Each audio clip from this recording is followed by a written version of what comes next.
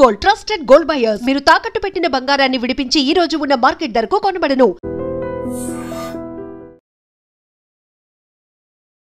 ఈ మధ్య కాలంలో ఎన్ని యాక్సిడెంట్స్ ఎంత ఘోరంగా జరుగుతున్నాయంటే పాపం ఈ యాక్సిడెంట్ ని కూడా మనం చూడొచ్చు.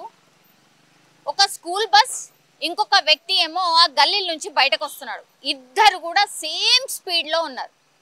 ఒకటి ఏంటంటే ఇప్పుడు గల్లీలు ఉంటాయి, ఒక చౌరస్తా లాగుంటుంది, చిన్న చిన్న చౌరస్తాలు అనుకోండి.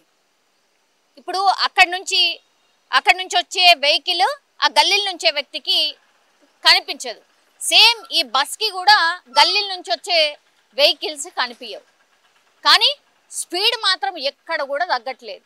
అంటే ఎగ్జాక్ట్గా ఈ గల్లీకి ఆపోజిట్ ఇంకో గల్లీ, అంటే ఈ నుంచి స్ట్రైట్గా మనం ఇంకో గల్లీలోకి ఎంట్రీ అవ్వచ్చు.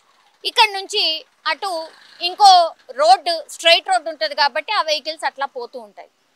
అక్కడ ఎంత జాగ్రత్తగా డ్రైవ్ చేయాలి అనే దానికి బెస్ట్ ఎగ్జాంపులే ఈ ఇన్సిడెంట్ అనుకోవచ్చు. ఆ వ్యక్తి ఎవరైతే ఉన్నాడో ఆయన అమలాపురానికి సంబంధించిన వ్యక్తి. ఆయన పేరు వచ్చేసి నాగరాజు. ఆయన వృత్తిరీత్యా ఆయన పొట్టకుటి కోసం ఇక్కడ ఉంటూ ఆయనకు కూడా మ్యారేజ్ అయింది. సో ఆయన పనిలో ఆయన వెళ్ళి వస్తున్నటువంటి టైంలో ఈ యాక్సిడెంట్ అయితే జరిగింది. మీరు చూడండి, ఆయన హెల్మెట్ కూడా పెట్టుకున్నాడు. నాగరాజు ఇప్పుడు మీరు ఏవైతే బైకర్ని చూస్తున్నాడో ఆయన హెల్మెట్ కూడా పెట్టుకున్నాడు. కానీ ఒక్కసారిగా ఆ బస్ అండ్ ఆయన ఒకటే స్పీడ్లో ఉన్నారు. పోనీ గల్లీలు ఉన్నాయి కదా స్లోగా వెళ్దామని ఆ పర్సన్ అనుకోలేదు, ఇటు బస్ డ్రైవర్ కూడా అనుకోలేదు. అంటే ఆయన తొందర ఆయనకుంది. స్కూల్ పిల్లల్ని తీసుకొని వెళ్తున్నటువంటి బస్ ఆయనకి టైంకి స్కూల్కి పిల్లల్ని తీసుకుపోవాలి అని ఆయన తొందరలో ఆయన ఉన్నాడు. దీంతో ఒక్కసారిగా బస్ని ఆయన గమనించుకోలేదు, బస్ అయిన బైకర్ని గమనించుకోలేదు. ఒక్కసారిగా బైకర్ని బస్ ఢీకొట్టింది. ఎంత భయంకరంగా పడిపోయాడో చూడొచ్చు. అట్లాగే ఆయన తలకు పెట్టుకున్నటువంటి హెల్మెట్ కూడా ఎగిరి అంత దూరం పడిపోయింది. అంటే హెల్మెట్కి మనకు ఒక బెల్ట్ ఒకటి ఉంటుంది, దాన్ని పెట్టుకోకుండా ఏదో పెట్టుకున్నామంటే పెట్టుకున్నాము అనేలాగా హెల్మెట్ పెట్టుకుంటే కూడా అన్సేఫ్ అనే విషయం మరోసారి ఈ ఇన్సిడెంట్ రిజీవ్ చేసింది. దీంతో ఏమైపోయింది, స్పాట్లోనే ఆ బస్ ఢీకొట్టడం, హెల్మెట్ గాల్లో ఎగిరిపోయింది. కాబట్టి డైరెక్ట్గా ఆయన రోడ్ మీద పడిపోయిండు. ఆర్ గట్టిగా ఆయన హెడ్ రోడ్డుకి ఢీకొట్టింది. దీంతో స్పాట్లోనే చనిపోయిండు నాగరాజు.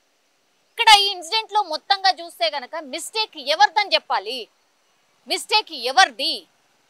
ఒకసారి ఆ విజువల్ చూస్తేనే మనకు అర్థమవుతోంది. మిస్టేక్స్ ఇద్దరివే ఉంది. అంటే అటు బైకర్ది, ఇటు యాజ్ వెల్ యాజ్ ఈ బస్ డ్రైవర్ది కూడా. అక్కడ ఒక గల్లీలు ఉన్నాయి, గల్లీల నుంచి ఎవరైనా వస్తారేమో అనే ఆలోచన బస్ డ్రైవర్కి లేదు, యాజ్ వెల్ యాజ్ ఆ బైకర్కి కూడా ఏమైనా వెహికల్స్ వస్తాయేమో అనే ఆలోచన బైకర్కి కూడా లేదు. వీళ్ళిద్దరు చేసినటువంటి మిస్టేక్ కారణంగా ఇప్పుడు బైక్ మీద వెళ్ళే వ్యక్తి ప్రాణాలు కోల్పోయిండు. ఇప్పుడు బస్ డ్రైవర్ మీద కూడా కేసు అయితే ఫైల్ అయింది. అది స్కూల్కి సంబంధించిన బస్. ఎంతమంది పిల్లలు ఉంటారు?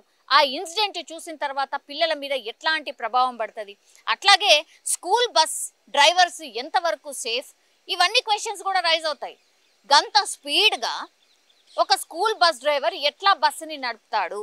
ఇప్పుడు ఈ ఇష్యూ రాగానే మొన్న కూడా ఒక 2-3 ఇన్సిడెంట్లు జరిగినాయి. పాపం చిన్న చిన్న పిల్లలే ప్రాణాలు కోల్పోయినరు. మిస్టేక్ ఎవరిదైనా కనుక, అంటే ఆ బైకర్దా, లేకపోతే బస్ డ్రైవర్దా, లేకపోతే టిప్పర్ లారీదా, కానీ ప్రాణాలు కోల్పోతుంది మాత్రం 2 వీలర్ మీద ప్రయాణిస్తున్నటువంటి వాళ్ళే ప్రాణాలు కోల్పోతున్నారు. ఇప్పుడు ఈ ఇన్సిడెంట్లో ఏమైపోయింది, బైకర్ది ఎట్లాంటి మిస్టేక్ లేదు, ఈ బస్కి సంబంధించిన డ్రైవరే అంత ర్యాష్గా డ్రైవ్ చేస్తూ వచ్చాడు. ఎందుకంటే మా అబ్బాయి హెల్మెట్ కూడా పెట్టుకున్నాడు, ఎంత గట్టిగా స్పీడ్గా ఢీకొట్టిండంటే హెల్మెట్ కూడా ఎగిరిపోయి బయట పడిపోయింది. కాబట్టి తగిన న్యాయం చేయాలి అంటూ మియాపూర్కి సంబంధించిన పోలీస్ స్టేషన్ ముందు ఇప్పుడు నాగరాజు ఎవరైతే చనిపోయిండో వాళ్ళ కుటుంబ సభ్యులు ఆందోళన చేశారు.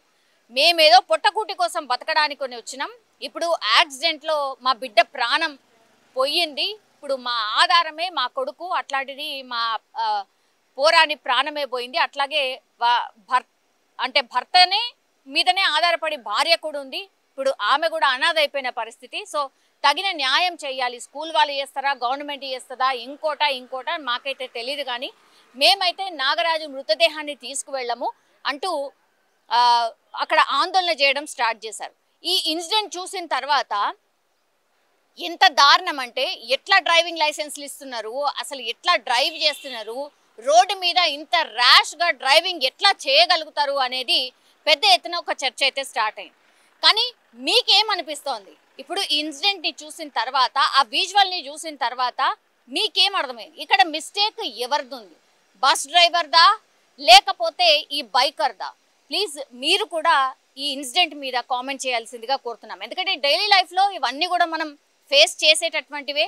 అట్లాగే మనకు కూడా తెలుసు అంటే ఎట్లా డ్రైవ్ చేయాలి, ఎక్కడ ఎలా వెళ్ళాలి అని తెలుసు. కానీ ఇగో ఇట్లా చిన్న చిన్నగా ఏమొస్తాయిలే అని ఓవర్ కాన్ఫిడెన్స్తో పోతే ఇప్పుడు ప్రాణాలే గాల్లో కలిసిపోయినటువంటి పరిస్థితి. సో ఈ విజువల్ చూసిన తర్వాత మీ అభిప్రాయాన్ని కూడా తెలియజేయాల్సిందిగా కోరుతున్నాను. నిజంగా ప్రస్తుతం ఉన్నటువంటి సమాజం దేనికి ప్రయారిటీ ఇస్తుంది? ఆర్థిక సంబంధాల చుట్టూ మాత్రమే తిరుగుతుంది. మళ్ళీ ఎన్నికలంగానే చాలా విరక్తి కలుగుతాను.